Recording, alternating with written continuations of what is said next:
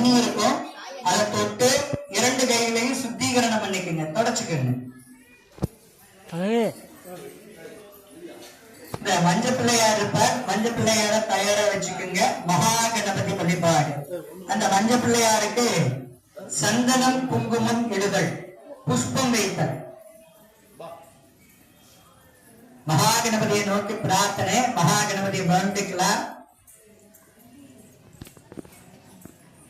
சந்தன குங்குமம் எல்லாம் இட்டுட்டு 2 புஷ்பங்களை கையில எடுத்துக்கோங்க. 2 கையிலையும் பிரிச்சுக்கலாம். மகா கணபதியை தியானம் பண்ணிட்டு 2 கைகளால தலையில 5 முறை கொட்டிக்கணும்.